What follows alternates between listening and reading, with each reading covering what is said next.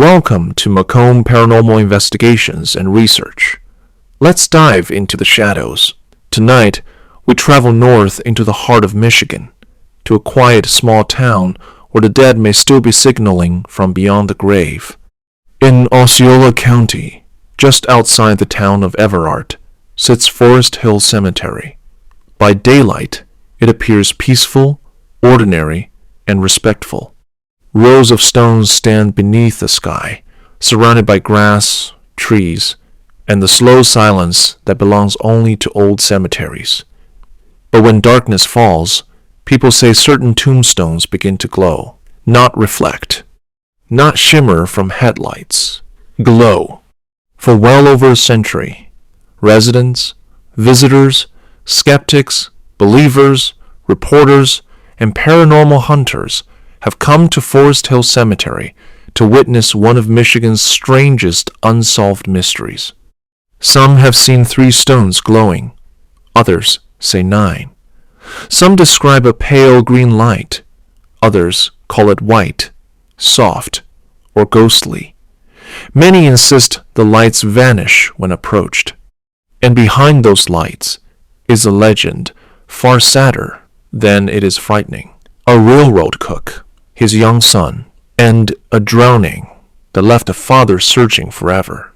To understand Forest Hill Cemetery, we need to go back to the 19th century, when Michigan was changing fast. Railroads were the lifeblood of growing towns. Tracks meant trade, jobs, travel, and survival. Communities fought to be connected, and those bypassed often faded away. During the late 1800s, the Flint and Paramarquette Railroad expanded through central Michigan. The line helped connect communities across the state, and Evart became one of the towns touched by that steel lifeline. Railroad construction camps were rough places. Men worked long hours cutting grade, laying ties, moving stone, and hammering spikes through heat, mud, rain, and bitter cold. Temporary camps sprang up near active construction zones. Laborers slept in tents or crude wooden shelters, cooked over open fires, and lived hard lives far from comfort. Big Rapids Pioneer 1. One such camp reportedly stood near the land that would later become Forest Hill Cemetery. Among the workers, according to local legend and old newspaper retellings, was an Italian cook named Guido Bandura. Some stories say he was beloved by the men because he could turn rough ingredients into hot meals after long days of labor. In those camps, a cook was more than a cook. He was morale, routine, and comfort. Guido was said to have a son with him at camp. Accounts differ on the boy's age. Some say he was young, others say he was old enough to help with chores. But all versions agree on one thing: father and son were close. The story says Guido was also responsible for keeping lamps or signal lanterns lit at night. In an era before electric lighting, kerosene lamps were essential. They marked paths, camp areas, and work zones. A man trusted with the lamps was trusted with safety. Then tragedy struck. At some point during the railroad construction period, Guido and his son drowned in the Muskegon River, or, in some versions, the son drowned first, and the father never recovered from the loss. Other tellings say both were swept away. Local folklore has never settled on a single version, but every version ends with death by water, sudden and cruel. Big Rapids Pioneer 1. Construction camps were temporary. Death was not. The railroad moved on. The camp disappeared, and the land near it changed forever. Soon afterward, the area was purchased and laid out as what became Forest Hill Cemetery, with records tying the cemetery's beginnings to the 1870s.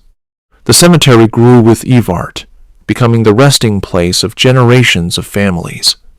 Big Rapids Pioneer 1. But locals said something had remained from the old camp: lights. Reports began long ago that strange glowing points could be seen in the darkness near the cemetery grounds and along the path where the railroad camp once stood. As the cemetery expanded and more gravestones were added, those lights seemed to settle into the stones themselves.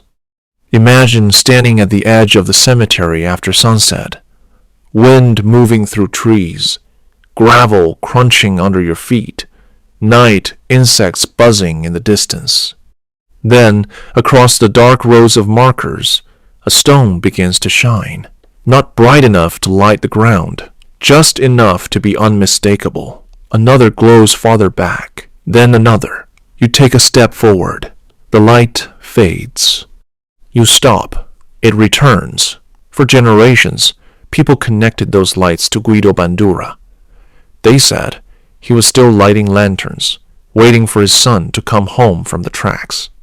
1,933 local newspaper account reportedly quoted an old railroad man saying the old Italian Jack was still lighting torches for the boy, and that on certain nights you could even smell coffee from the cook shack if the wind was right. Big Rapids Pioneer one. That detail changes everything, because it turns the haunting from horror into heartbreak. This is not the tale of a vengeful ghost, not a demon, not a monster. It is the image of a father frozen in grief, repeating the last duty he knew, keeping the lamps lit so his son could find the way home. As decades passed, Forest Hill Cemetery's glowing stones became known far beyond Evart. Travelers came from other Michigan towns. Some came from other states. Families brought children to see if the stories were true. Paranormal investigators visited. Journalists investigated. And the strangest part? Many admitted they saw something. In the late 1990s and later reports, local investigators attempted to explain the lights. They considered reflections from U.S. 10 traffic. But the geography, berms, and vegetation made a direct reflection difficult. Passing headlights would also create movement and interruption, while witnesses described a more continuous glow. Big Rapids Pioneer 1. They considered city lights from Evart. Yet, distant lights were reportedly too diffused to match the sharp visibility of the glowing stones. They considered phosphorescent materials in headstones, paint, minerals, coatings, or old compounds that absorbed daylight and released it later. But if that were true, investigators argued the stones should glow when standing close beside them. Witnesses often claimed the opposite. The lights were strongest from a distance and vanished when approached. Lake County Star, too. They considered pranks, remote lights, hidden devices, yet no clear evidence ever settled the matter. Even more intriguing, the city of Evart itself acknowledged the legend in modern cemetery regulations. Rules published in recent years specifically state that solar lights are not allowed in the cemetery due to the glowing tombstones, noting that visitors come from out of town to see them, and additional lighting interferes with the experience. Revise 3. Think about that. How many places officially write paranormal folklore into municipal cemetery rules?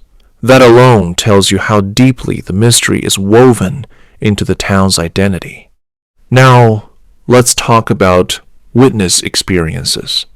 People who have visited at dusk often describe a waiting period.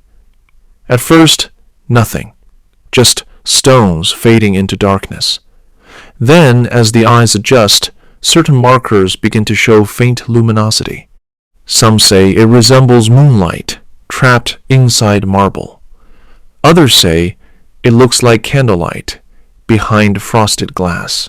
A few report the glow seems to move from stone to stone over time. Some claim there are patterns. 3 lights in the northwest section, smaller points rising along a slope. Others say the location changes as newer cemetery sections are added, as though whatever causes it drifts with the boundaries of the graveyard. Big Rapids Pioneer 1. Paranormal investigators would call that intelligent movement. Skeptics would call it perception, but no one can deny the consistency of the stories. Generation after generation, the same cemetery, the same lights, the same sorrowful legend. Now imagine Guido Bandura himself, a laborer far from home, an immigrant in a rugged railroad camp, working among noise, smoke, and danger. His son nearby, the one familiar face in a harsh place. Then one day, the river takes him, or both of them. What would remain of such grief? In folklore across the world, spirits repeat the unfinished act most tied to their pain. A widow waits at a window. A soldier walks his patrol route. A mother calls for a lost child. At Forest Hill Cemetery, a father lights lamps. Some listeners may ask, if the cemetery was built after the railroad camp, why would the lights attach to tombstones? Because places absorb memory. At least, that is what believers say. When the camp vanished and graves replaced tents, the energy remained. The lights that once marked pathways and cookfires found new anchors in marble and granite. Others suggest something more scientific. Certain minerals in old stone can reflect or refract weak ambient light in unusual ways. Moisture, frost, lichen, atmospheric conditions, and human night vision can all create surprising optical effects. And that may be true, but science explains mechanics. It does not erase meaning. Even if the glow has a natural cause, the reason people return is the story, because everyone understands loss. Everyone understands waiting for someone who never comes home. That is why Forest Hill Cemetery endures as more than a roadside curiosity. It is folklore with a human heart. There are also those who say the cemetery feels different than others. Not oppressive, not evil, sad, quiet, watchful. Some visitors describe a sense of being observed from a distance, but not threatened. Others report hearing footsteps on gravel with no one nearby. A few mention smelling coffee or smoke in the cool night air details that echo the old cook camp legend. Could suggestion influence those experiences? Absolutely. Could memory linger in place? That depends on what you believe. Forest Hill Cemetery today remains an active and cared-for burial ground outside Evart, peaceful by day and famous by night. It holds thousands of burials and serves the community as it has for generations. Everloved.com 4. And yet, no matter how many modern graves are added, no matter how many seasons pass, people still come for the lights. Some leave disappointed, some leave unsettled, some leave convinced. If you ever go, locals often suggest arriving at dusk rather than full dark. Stand quietly. Be respectful.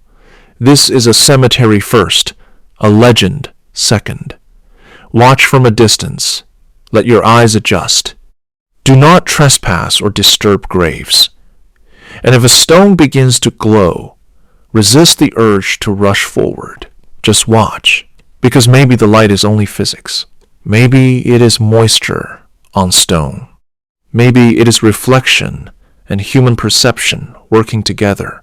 Or maybe, in one lonely corner of Michigan, a father still keeps the lamps burning for a son lost long ago. And somewhere beyond the rows of marble, where railroad whistles once echoed through the trees, the dead still wait.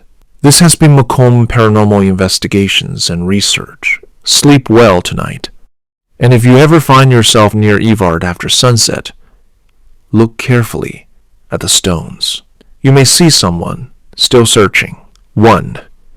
https www.bigraphitsnews.com/local-news/article/evart-s-ethereal-lights-cut-through-3-darkness-14167.323.php UTM_source =ChatGPT.com.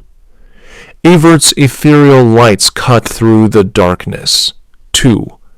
https www.lakecounty-star.com/local-news/article/evart-s-ethereal-lights-cut-through-the-darkness-1439350.php UTM_source =ChatGPT.com. Evart's ethereal lights cut through the darkness. 3. https://cms5.revise.com/revise/evartmenu/cemetery/cemetery %20 rules %202023.pdf UTM_source =ChatGPT.com. Forest Hill Cemetery. 4.